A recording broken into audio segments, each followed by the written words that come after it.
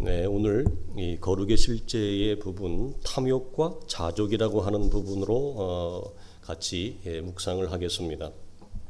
지난주에 돈의 문제, 돈을 사랑하지 말라 이 부분 같이 나누었는데요. 오늘은 어려운 주제이고 어려운 내용입니다. 그렇지만 우리가 같이 묵상을 하지 않으면 안 되는 내용이어서 우리 모두가, 저를 포함해서 우리 모두가 이런 신앙적인 내용과 자리에 이르기를 소망하는 마음을 갖고 우리가 들어가도록 하겠습니다. 돈을 사랑하지 말고 있는 바를 족한 줄로 알라. 이것은 우리가 흔하게 만족하는 신앙이라고 말을 하는데, 이것은 믿는 우리만이 아니라 예수를 믿지 않아도 상식과 교양을 가진 사람이라면 누구나 다 아는 너무나 평범한 말입니다. 있는 바를 족한 줄로 알 때 자신의 주어진 처지에서 감사와 행복이 있다. 이걸 예수 믿는 사람 아니더라도 누구나 다 아는 사실이에요. 그러나 문제는 내가 그렇게 안 된다는 데 있습니다. 내 안에서 자족이 되어지지 않죠. 그러니까 나라는 인생의 조건에서 우리는 때로 별 생각이 들기도 합니다만, 내가 이 처지에 굶지 않고 살기만 해도 다행이지 않느냐, 이렇게라도 사는 것이 얼마나 다행인가. 내 나이에 또 내 처지에서 큰 돈을 번다는 것은 불가능하지 않잖아. 그러니까 어쩔 수 없이 만족하며 살 수밖에 없지 않느냐, 이런 생각을 우리는 갖기도 합니다. 그러나 이런 마음가짐을 성경은 만족이라고 하지는 않습니다. 바울 당시에 스토아 철학이 있었는데, 스토아 철학의 현대적 관점으로 말하면 이거의 스토아 철학의 현대적 관점이에요. 어차피 내 삶의 조건에서 내가 큰 사람이 된다든지 큰 부자가 된다는 것은 이제는 글렀다. 그러니까 이 주어진 삶의 여건과 조건 안에서 감사하며 살자. 이게 현대 스토아 철학이에요. 만족이라고 하는 것은, 그러나 성경이 말하는 만족은 이와 많이 달라요. 내 삶의 조건이 좋든지 나쁘든지, 아프든지 건강하든지 성공하든지 실패하든지 어떤 조건에서도 하나님은 그 나에게 허락하신 조건 안에서 모든 것이 협력하여 나를 향한 하나님의 부르심의 목적, 나를 창조하신 목적, 구원의 목적, 그 영광의 목적의 자리에 이르도록 하나님은 반드시 나를 이끌어 가신다. 모든 조건 속에서도. 이것이 우리가 만족이라고 하는 가장 기초적인 성경의 개념입니다. 그리고 나는 그 하나님의 일하심을 절대적으로 신뢰한다. 내 조건이 내 마음에 들지 않는다 할지라도. 그러니까 우리는 이 하나님의 일하심을 신뢰하는 그 주 안에서 내 영혼은 안전하고 내 영혼은 샬롬을, 평안함을 경험하는 것입니다. 이것은 성도가 이루게 될 우리의 삶의 궁극적인 영광과 명예와 형통과 승리의 자리, 성도가 이루게 될 영적인 운명의 자리라고도 로마서나 에베소서는 우리에게 명시하고 있어요. 제레마이어라고 하는 분이 있습니다. 그분은 만족을 이렇게 얘기하는데, 참다운 만족이라고 하는 것은 어떤 행위보다 하나님을 예배하는 참된 최고의 예배다, 이렇게 말을 했습니다.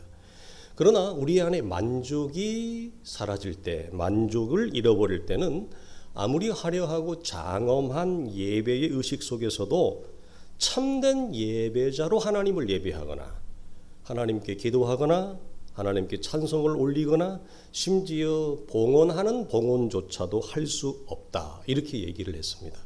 그러니까 만족은 내가 처한 어떠한 조건에서도 하나님이 나에게 행하시는 그 일을 기쁨으로 받는 것입니다. 근데 그 하나님 행하시는 일이 내 마음에 전혀 들지 않습니다. 그래도 나는 그 하나님을 신뢰하고 내 안에서 내 삶의 형편에서 일하시는 하나님을 신뢰합니다. 그래서 제레마이아는 이렇게 얘기하죠. 우리의 영혼을 하나님께 복종시키는 최고의 영적인 예배는 만족이다, 이렇게 얘기를 하는 겁니다. 그러니까 만족하지 아니하면 이런 것은 불가능하죠. 그래서 우리는 이 지점에서 자족의 비결이라고 하는 말을 쓰는 사도 바울의 빌립보 4장에 있는 말씀을 묵상해야 돼요. 자족의 비결, 이 말은 딱 유일하게 딱 한 번 나와요. 여기에서 빌립보서 4장에서. 그리고 디모데전서 6장을 가게 되어지면 사도는 자족이 아니라 지족하는 마음이 있다. 그래서 지족을 하면 경건에 말할 수 없는 큰 유익이 있느니라 이 얘기를 하는데, 여기서는 명사를 쓰고 거기서는 형용사를 쓰는 거예요. 그냥 똑같은 말이에요. 그래서 우리가 4장 10절을 이하를 보면 내가 궁핍함으로 말하는 것이 아니다. 어떠한 형편이든지 나는 자족하기를 배웠노니 비천에 처할 줄도 알고 풍부에 처할 줄도 알고 배고픔과 배부름과 풍부와 궁핍에도 처할 줄 아는 일체의 비결을 배웠노라. 참 가슴 떨리는 말입니다. 어떻게 사람이 이렇게 살 수 있을까? 뭐 세상 말로 하면 이건 도를 넘어선 거고 해탈의 경지를 넘어선 거죠. 내게 능력, 그러면서 내게 능력 주시는 자 안에서 내가 모든 것을 할 수 있느니라 이 말을 하는데, 먼저 우리가 살펴본 것은 사도는 이 배경을 여러분이 설명하지 않아도 얼추 알 겁니다. 빌립보의 성도들이 바울이 지금 감옥에 갇혀 있는 처지에 있을 때 바울의 그 감옥 옥바지를 대준 거예요. 그리고 소송 비용, 생활 비용 이런 것들을 대준 겁니다. 사도는 먼저 크게 기뻐를 하는데, 그 기뻐하는 이유는 뭐냐면 빌립보 성도들이 자신을 이 경제적으로 후원해서 자신의 이 연약한 경제적인 처지가 형편이 나아졌다라고 하는 사실 때문에 기뻐하는 게 아닙니다. 그러면서 바울이 뒤에 언급해 오해하지 말라. 그러니까 왜 이 말을 오해하지 말라고 왜 쓸까요? 실컷 성도들이 헌금해서 사도한테, 바울 사도한테 드렸는데 바울이 이 말을 잘못 받으면 성도들이 상처받을까봐, 오해받을까봐, 우리가 힘들게 헌금해서 보냈는데 왜 사도 선생님은 이렇게 얘기하시지? 그럴까봐 오해하지 말라. 그러면서 하는 말이 너희의 헌금 덕분에 내 이 개인적인 처지가 나아진 것, 삶의 처지와 조건이 좀 좋아진 사실 때문에 내가 기뻐하는 것이 아니다. 그건 뭐냐? 빌립보 교회가 자랐다. 어떻게? 경제적인 영역에서 하나님의 물질을 어떻게 사용할 줄 아는 교회가 되었다. 그런 신자들이 되었다. 그 사실로 기뻐하는 거예요. 그런데 바울은 뭐 크게 기뻐한다고 얘기해요. 이 빌립보서의 주제가 뭐냐면 복음에 합당한 삶을 살라 이 말이에요.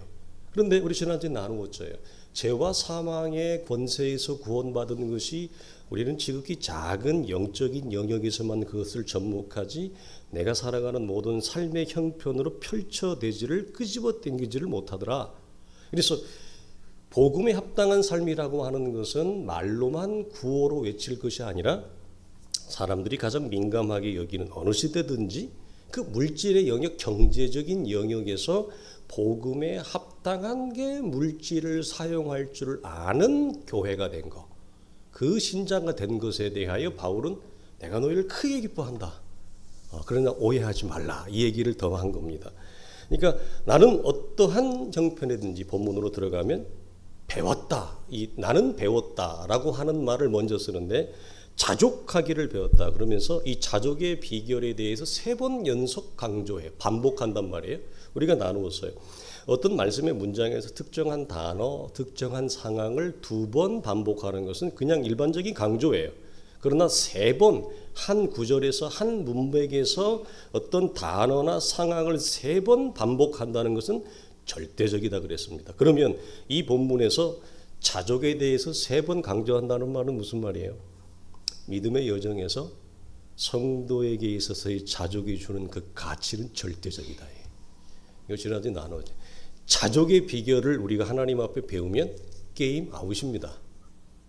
게임 아웃입니다. 참 부러운 성도가 돼요.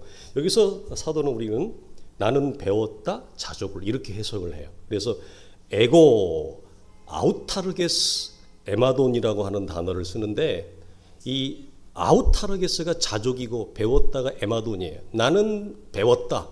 이걸 굉장히 강조하게 이렇게 쓰는 거예요. 왜 배웠다고 하느냐? 왜 배웠다고 할까요? 원래 이게 바울 안에 없던 거였습니다.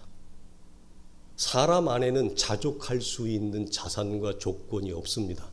우리는 스스로 자족할 수 없어요. 그래서 배워야 돼요. 하나님이 우리를 배움의 현장으로 인도하는 거예요. 그래서 자족이라고 하는 것은 보이는 세상에서 그리스도를 제외한 모든 환경과 조건과 처지에서 쉬운 말을 하면 독립하는 것입니다. 자족은 보이는 세상에서 그리스도를 제외한 모든 삶의 영역에서 독립하는 거예요. 이걸 조금 더 근사한 말로 하면 뭐죠? 독립이 자유죠. 해방하는 것입니다. 그러니까 이것도 로마서 8장이나 로마서 6장이나 에베소서에서 말씀하는 그리스도의 죄와 사망의 권세에서 우리가 풀려난 구원이 선사해 주는 영적인 자유와 해방과 밀접하게 연관되어져 있고, 그 근거는 그리스도와 연합에 기초하고 있어요. 그러니까 연합은 어디에다 대도 놀라운 우리에게 영적인 빛을 비추어주는 안내 가이드가 됩니다. 그래서 자족을 이 세상의 모든 시선에서 그리스도를 제외한 모든 형편에서 독립한 상태. 그럼 그리스도를 제외한다는 말은 무슨 말이냐? 오직 그리스도에게만 연결되어져 있는 상태예요. 오직 그리스도에게만 붙들려 있는 상태예요. 오직 그리스도에게만 묶여 있는 상태. 그리고 이 세상의 조건과 처지에서는 독립되어지고 자유되어지고 묶여져 있지 않는 상태.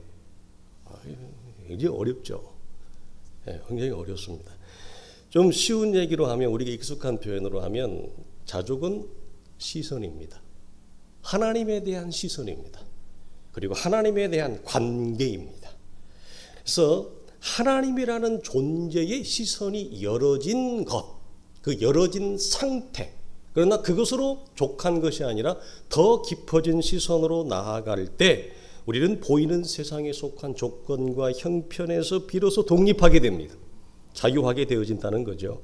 그래서 배고픔과 배부름의 조건, 궁핍과 풍부라는 조건은 하나님과 나 사이의 시선에 영향을 주지 않는다. 독립되어져 있으니까.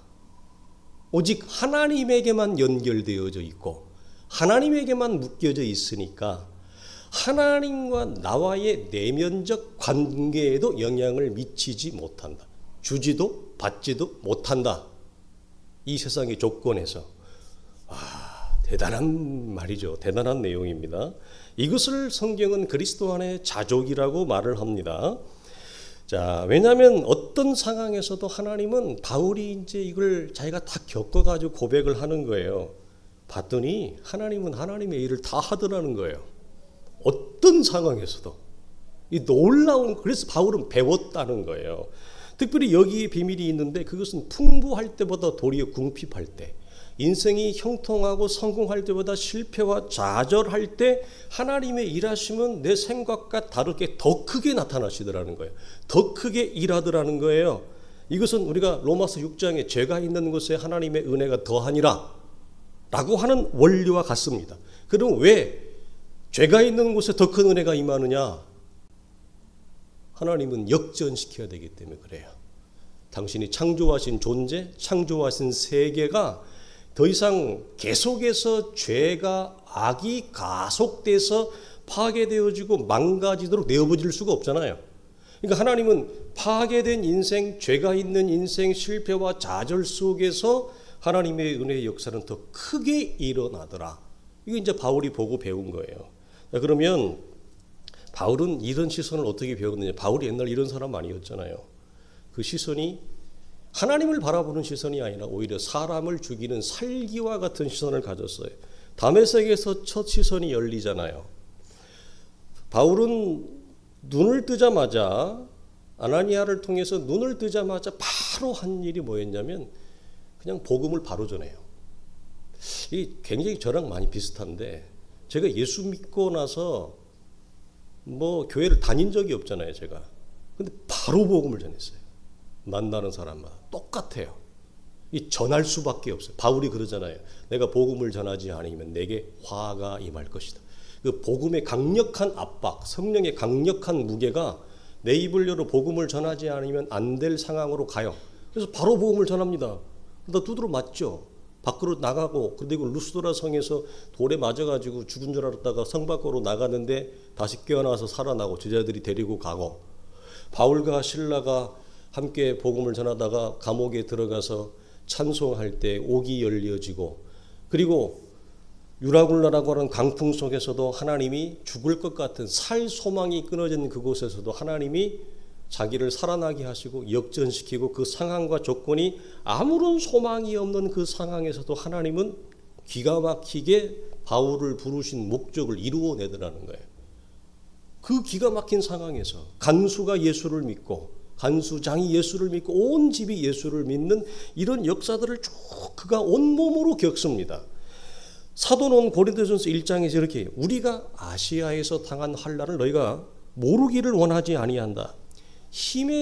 얼마나 힘에 겹도록 고난을 받았는지 살 소망까지 끊어졌다. 살 소망까지 끊어졌다. 아니 좀 잘 나가던 바울을 하나님이 다메섹에서 좀 획가닥 해가지고 예수 믿게 해서 이렇게 왔으면 이런 좀 고난은 좀 안 받아야 되는 거 아니에요? 역사도만 일어났지만 바울은 엄청난 고난을 겪습니다. 그러면서 뭐라고 얘기하느냐? 내 자신이 나는 죽는 줄 알았다. 사형 선고를 받은 줄 알았으니 이는 이렇게 하시는 우리로 자기를 의지하지 말고 오직 죽은 자를 다시 살리시는 하나님만 의지하게 하심이라. 이같이 큰 사망에서 우리를 중요한 건지셨고 또 건지실 것이며 이후에도 건지시리라. 기가 막힌 말을 해. 과거와 현재 미래에 나를 향한 나를 부르신 하나님의 역사는 끊어지지 아니할 것이다. 변함없이 이어질 것이다. 이 얘기를 합니다. 그러면서 고린도서 4장에 가면 고린도후서 6장에도 참 가슴이 절절한 얘기를 하는데요. 사도가 이런 얘기를 해요. 하나님이 사도인 우리를 이런 표현을 써요. 죽이시기로 작정한 것 같다. 우리를 불러놓고 하나님이 우리를 죽이시기로 작정한 것 같다. 그러면서 세상의 끄트머리에 우리를 놓았도다. 우리는 세계 곧 천사와 사람에게 구경거리가 되었고 우리는 비천하여 바로 이 시각까지 줄이고 목마르고 헐벗고 매맞으며 정처가 없고 또 수고하여 친히 손으로 하는 일을 모욕을 당하고 그 모욕 속에서 우리는 축복했다. 우리는 박해를 받았으나 참았다. 비방을 받았으나 우리는 그들을 권면했다. 우리가 지금까지 세상의 더러운 것과 만물의 찌꺼기같이 되었다. 영광스러운 사도로 부름을 받은 자들이 이와 같은 말도 안 되는 죽을 것 같은 산 소망이 끊어진 일을 반복적으로 경험합니다. 여러분 왜 아까 사도가 나는 배웠다를 먼저 강조한다고요? 원래 이게 사도에게 있던 게 아니에요. 자족은 우리에게 있던 게 아니에요. 그럼 자족을 사도가 어떻게 배웠느냐? 어느 날 갑자기 그냥 하늘에 계시니까 뚝 떨어져 가지고 갑자기 눈이 열려가 된 게 아니라 다메섹에서 부름받은 이후에 이런 말 같지도 않은 죽을 것 같은 일을 수도 없이 그가 경험하고 겪으면서 그의 눈이 열어진 거예요. 절로 그냥 편하게 앉아서 배운 게 아니라는 거예요. 온몸으로 그는 여러분 배웠어요. 우리는 여러분 우리의 삶에서 죽을 것 같은 일, 내가 해석할 수 없는 정말 황망한 일을 한 번만 겪어도 그가 주 안에 있을 때는 그 전제에서는 어떻게 돼요? 사람이 눈이 새로워지잖아요. 믿음이 새로워진다고요. 한 번만 겪어도 우리는. 근데 바울은 수도 없이 겪어요. 이게 그냥 밥 먹듯이 겪어요. 그 속에서 우리와 바울의 시선이 왜 다르냐고요?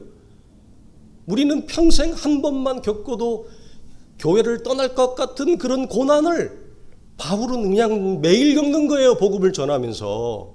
그러니 그 눈이 안 벗겨지겠냐고요. 그 육체의 시선이 깨어지지 않고 죽지 않겠냐고요. 그래서 여러분 바울은 나는 배웠다. 이거 원래 내 안에 있는 거 아니다. 죽을 일을 수도 없이 겪으면서 나는 이 눈이 열렸다. 이 얘기를 하는 겁니다. 얼마나 여러분 기가 막힌 일입니까?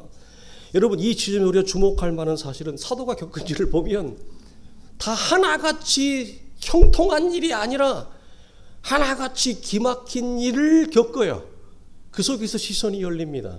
그래서 왜 성공보다 실패할 때, 부유할 때보다 가난해질 때, 궁핍할 때 더 큰 은혜가 있느냐? 바로 여기에 비밀이 있는 거죠. 우리의 삶의 시선을 완전히 역전시키는 하나님을 그 상황에서 배우는 겁니다. 그래서 보이는 현실의 조건이 아니라 이 연약한 조건, 이렇게 표현, 악한 조건이에요. 여러분, 사람이 하나님의 일하심은 우리의 생각과 많이 달라서 의인을 통해서는 나에게 뭘 주냐면, 야, 저렇게 예수를 믿을 수가 있는 거구나. 저렇게도 예수를 믿는 사람이 있네. 그걸 뭘 줘요? 우리한테 도전. 나도 저렇게 예수 믿는 사람이 되고 싶다. 내가 지금은 아니지만 나도 나중에 저런 사람처럼 돼야지. 나도 저렇게 따뜻한 사람이 돼야지. 연약한 사람을 돌봐주는 사람이 돼야지. 공감해주는 걸 해야지. 다른 사람이 못 보는 것을 보는 안목을 가지고 그의 빈 곳을 채워주는 저런 신앙인이 돼야 되겠다. 이런 도전, 감동, 은혜를 받아요. 근데 나를 정말 변화시키는 것은 그런 의인이 아니라 악한 조건이에요. 악인이에요. 죽을 것 같은 상황이에요. 바울을 다 죽이려고 그러잖아요. 바울을 둘러싸고 있는 모든 이 혈투는 악의 조건들, 악인들을 통해서 일어나요. 이게 놀라운 겁니다. 이게 하나님의 일하심이에요. 그러니까 오히려 인생이 성공과 형통보다는 이 악한 조건 속에서 하나님이 어떻게 나를 풀어가시는지, 나를 만들어 가시는지, 어떻게 열어 가시는지 그 역전시키는 하나님의 일하심을 온몸으로, 그것도 반복해서 겪었고 지금도 그렇고 이후에도 그러리라, 이걸 겪는 거예요. 그러므로 그의 시선은 여러분 견고해지는 겁니다. 자, 우리가 지난주 그 탐욕을 제어할 수 있는 힘이 어디서 나느냐? 존재의 눈이 띄어질 때라, 그런 말을 했습니다. 존재의 눈이.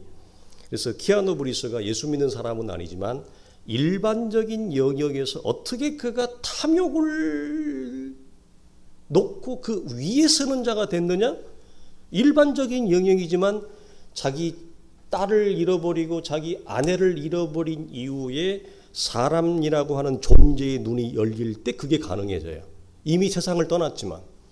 얼마 전에 둥치미에 나와서 어떤 엄마가 그 간증 비슷한 거, 사연 비슷한 거 얘기를 하잖아요. 결혼을 좀 늦게 했어요.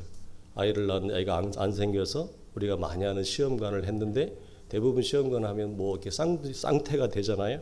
근데 문제가 생겨서, 뱃속에서부터 문제가 생겨서 한 아이는 태어났는데 한 아이는 좀 늦게 나온 거예요. 이게 문제가 됐죠, 아이가. 그래서 그 아이가 뇌병변이 아주 심한 아이가 된 거예요. 그러니까 건강한 쌍둥이를 둘만 키워도 힘든데 하나는 멀쩡하고 하나는 아예 그냥 숨만 쉬는 거예요. 너무 심해서. 그래서 사람들이 그런다는 거, 주변에서 어떻게 그렇게 힘든 걸 이렇게 견뎌냅니까? 어떻게 그렇게 그런 상황에서 애를 키웁니까? 정말 대단합니다. 막 이렇게 하는데 그 애기 엄마는 그러죠. 나는 사실은 3년 동안 매일같이 내 안에서 생각한 건 뭐냐? 이 아이와 어떻게 하면 죽을 수 있을까? 나 혼자 죽을 수는 없으니 이 자식을 데리고 어떻게 하면 죽을 수 있을까? 매일 죽음을 생각했대. 이 아이를 데리고. 해결할 방법이 없으니까. 애가 개선이 안 되니까. 이제 지금 20살이 되어졌는데 지금도 대소변을 자기가 다가 그 아이를 본다는 거야. 20살이 다 됐는 그 아들을. 그러면서 언제 자기가 바뀌었느냐? 그분이 예수 믿는지 안 믿는지는 모르겠어요. 이게 일반적인 영역인데 신앙의 영역과 똑같아요. 매일 죽음을 생각했는데 어느 날 갑자기 그 침대에 누워있는 자기의 그 아이를 바라보는데 다른 게 아무것도 안 보이고 그냥 생명이 보이더래요. 생명이. 그 생명의 눈이 뜨일 때부터 이 사람이 바뀌어요. 그 조건을 뛰어넘는 거예요. 그 처지를 뛰어넘는 거예요. 여러분, 일반적인 영역에서도 그냥 아무런 우리는 기대와 내 생각과 모든 것들이 무너진 그 생명 자체의 눈이 띄일 때도 사람이 이렇게 바뀐다면 안 그러겠어요?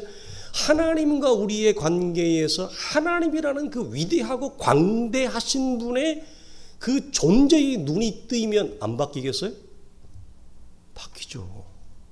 일상의 영역에서도 바뀌는데 창조주의 눈이 뜨이고 구속주가 눈이 뜨이고 욥이 얘기하는 것처럼 훗날에 나의 구속자가 여기 서실, 내가 육체 밖에서 생존하시는 하나님을 본다. 육체 밖이라고 하는 것은 뭐예요? 내가 가진 모든 인간의 처지와 조건을 벗겨진 상태, 죽어버리고 허물어진 그 상태에서 그 훗날에 쓸 나의 구속자가 눈이 뜨이는 거죠. 바뀌잖아요, 욥이 훗날. 바뀐 상태에서 그 고백이 나오잖아요. 그러니까 자족은 뭐냐?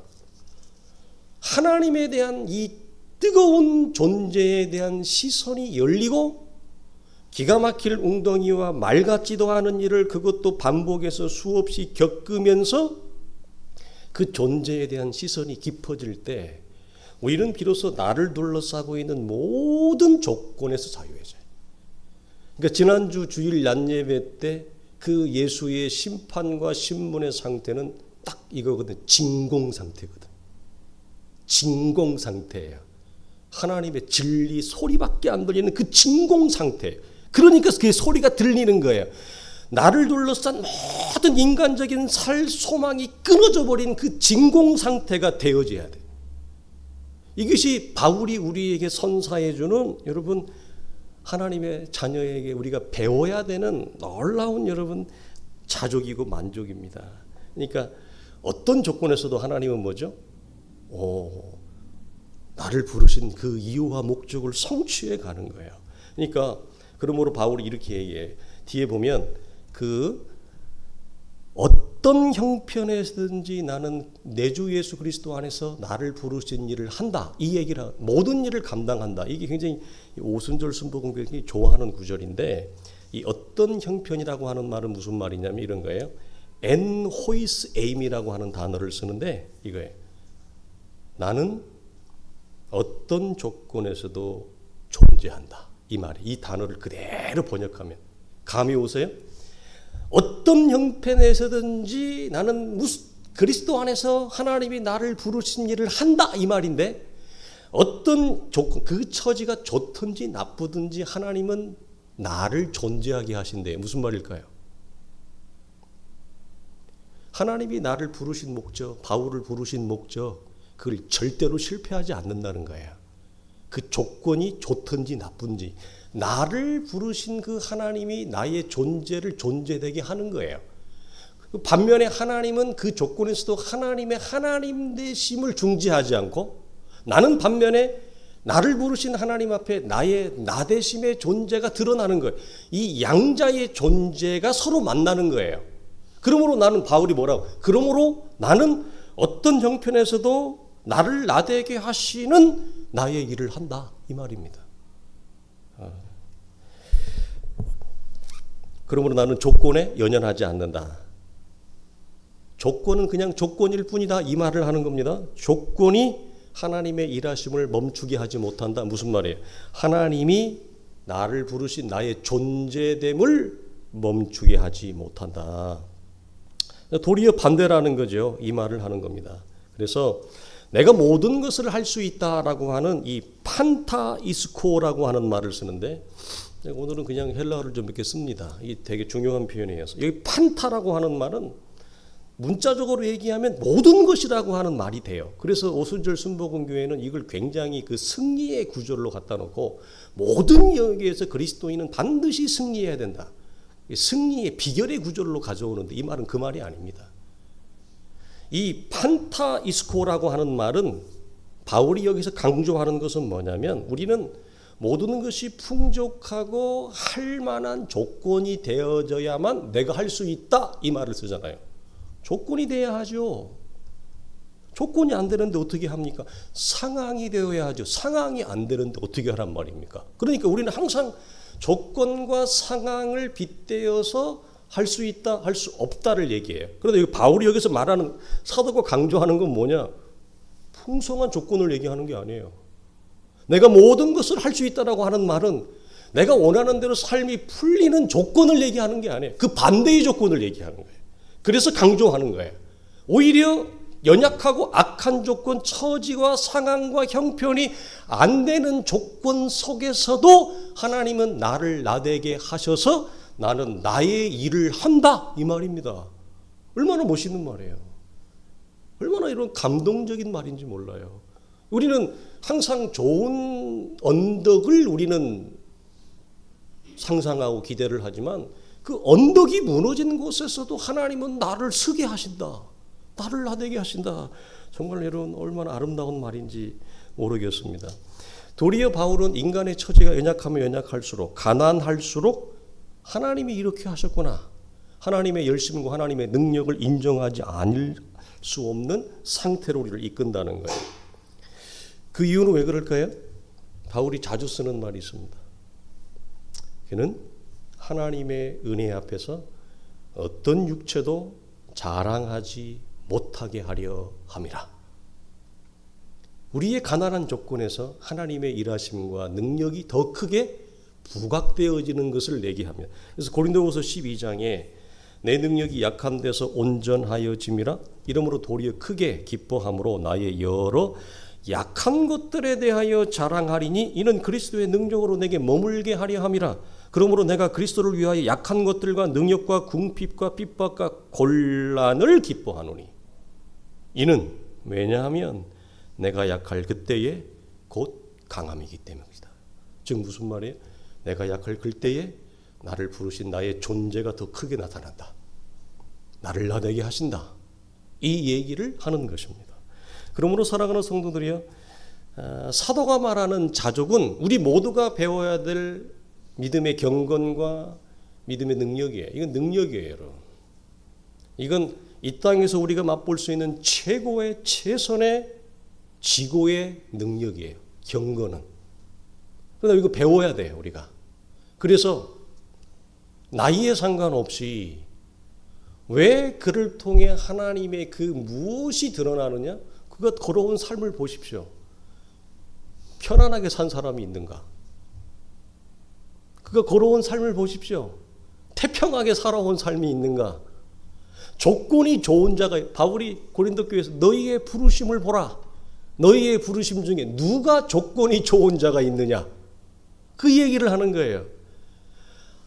우리를 통해 하나님이 나를 나되게 하시는 것, 다르게 얘기하면 뭐죠? 하나님의 하나님 되심이 드러나는 거예요.